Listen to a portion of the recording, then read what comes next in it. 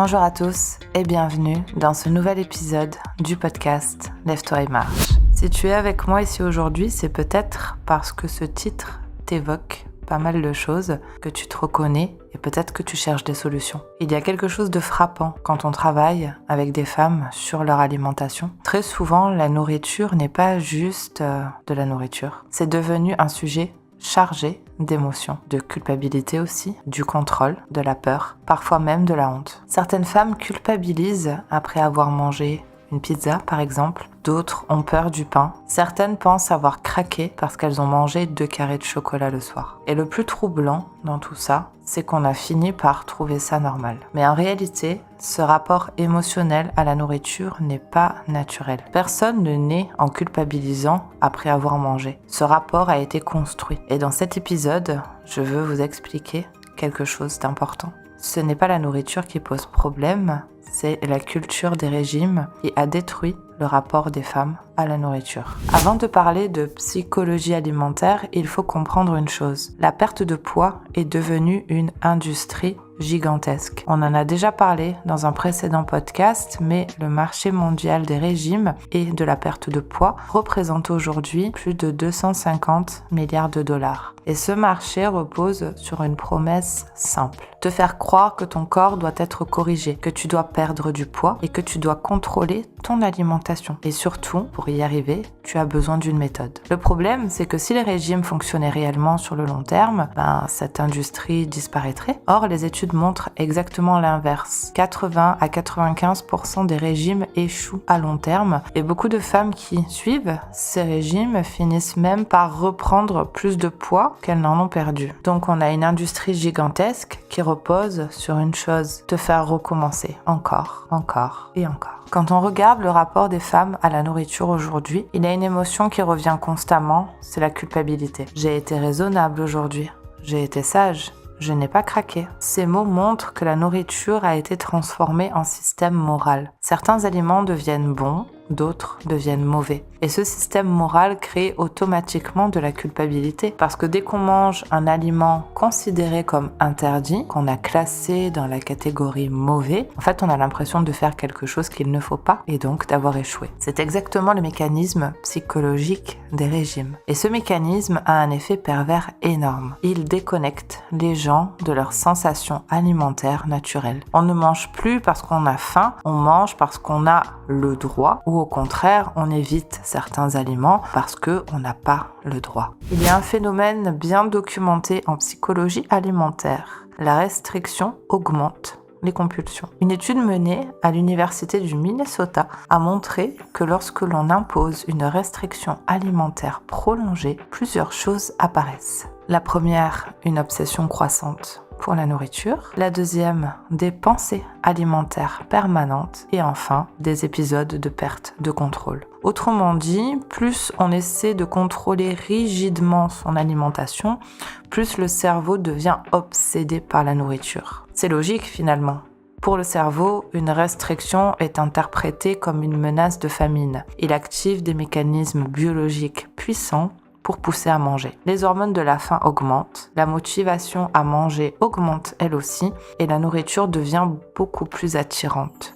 Ce n'est pas un manque de volonté finalement, c'est juste une réaction physiologique. Autre point, quand on mange des aliments qui sont plaisants, le cerveau libère de la dopamine. La dopamine, c'est un neurotransmetteur du plaisir et de la motivation. Mais lorsque quelqu'un se restreint pendant longtemps, la nourriture devient encore plus puissante pour le cerveau. Du coup, plus tu vas t'interdire un aliment et plus ton cerveau va le désirer. C'est exactement le mécanisme que l'on retrouve dans de nombreux comportements addictifs également. Ce n'est pas une question de faiblesse ou de manque de discipline, c'est un processus neurologique bien réel. Mais la dopamine n'est pas la seule chose qui peut influencer notre rapport à la nourriture. Il y a aussi un facteur extrêmement important dont on parle assez peu finalement quand on parle d'alimentation émotionnelle, c'est bien évidemment le stress. Quand on est stressé, qu'on a une dure journée, le corps libère une hormone appelée cortisol. Le cortisol, c'est l'hormone du stress. Il prépare le corps à faire face à une situation difficile.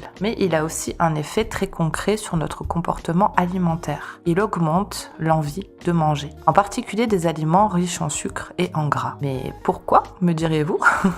Parce que pour le cerveau, ces aliments représentent une source d'énergie rapide. Et il y a aussi un autre mécanisme. Quand on mange quelque chose de plaisant, du chocolat, une pâtisserie, une pizza, le cerveau libère donc de la dopamine qui va créer une sensation de plaisir et de soulagement. Pendant quelques minutes, le stress va donc diminuer. Le problème, c'est que le cerveau enregistre très vite cette association. Stress, nourriture, soulagement. Et plus ce cycle se répète, plus la nourriture devient une stratégie automatique pour ton cerveau pour réguler ses émotions. Encore une fois, ce n'est pas un manque de volonté, c'est simplement le cerveau qui cherche la solution la plus rapide pour se calmer. Malheureusement, quand on en arrive dans ce cercle vicieux, c'est là que le problème commence. Il faut en sortir.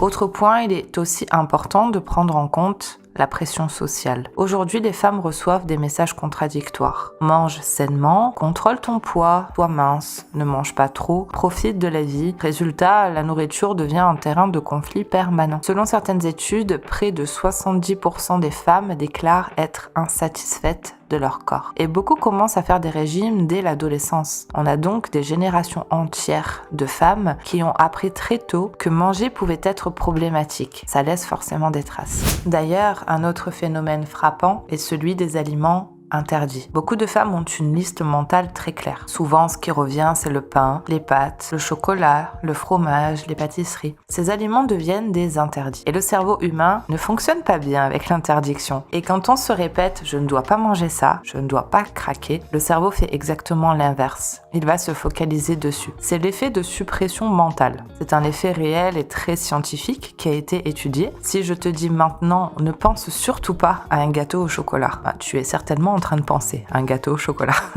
Le cerveau ne comprend pas la négation. Donc quand un aliment devient interdit, il prend beaucoup plus de place dans ton esprit. Il devient attirant et irrésistible. C'est souvent comme ça que les épisodes de perte de contrôle apparaissent. Mais quand cet aliment devient autorisé, qu'il devient normalisé, il perd progressivement ce pouvoir. Il redevient simplement ce qu'il aurait toujours dû être, un aliment parmi tant d'autres. La bonne nouvelle, ce rapport à l'alimentation peut être reconstruit. Mais ce n'est pas en suivant encore un autre régime, ni en se restreignant davantage. La première étape consiste souvent à réintroduire de la structure alimentaire, des repas réguliers, une alimentation suffisante, un apport énergétique adapté. Beaucoup de femmes qui pensent manger trop mangent en réalité trop peu. Et ce sous-apport entretient la frustration alimentaire. Quand le corps reçoit assez d'énergie, beaucoup de comportements alimentaires s'apaisent naturellement. Évidemment, l'apport alimentaire est un pilier parmi tant d'autres. Il est important aussi de surveiller son sommeil, son stress au quotidien, mais aussi son hydratation. Mais tout ça, on l'a déjà vu dans des épisodes précédents que je t'encourage à aller écouter ou même réécouter.